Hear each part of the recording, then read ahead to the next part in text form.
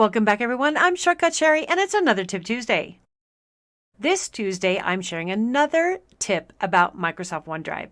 In my webinar last week, which you can watch on demand, by the way, we were talking about sharing files and how those files are shared within OneDrive.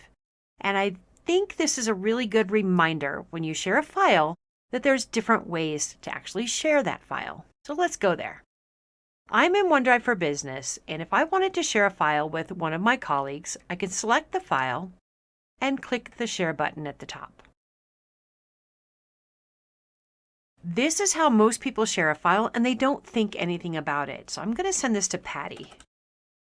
I want her to help me work on this annual report. And then click Send.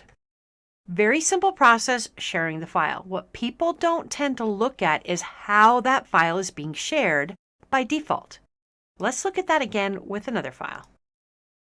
Again, selecting one, click the Share button, and at the top, the default is anyone with the link can edit. Anyone with the link can edit. So if I send this to Patty, and Patty shares the link with somebody else that I did not intend for her or him to work with, guess what? I have a problem. Always expand the Share Link menu and choose specifically how you want to share that file and who you want to share it with. I can choose just people within my company that have the link, people that have existing access, or this is probably what I think should be the default. Specific people. And do I want them to edit that file or not? I can give them edit permission, review permission, or just view permission.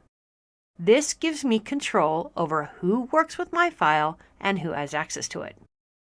I'm not sure why the specific people isn't the default. The anyone with a link, again, leaves you open if somebody forwards that link to somebody else.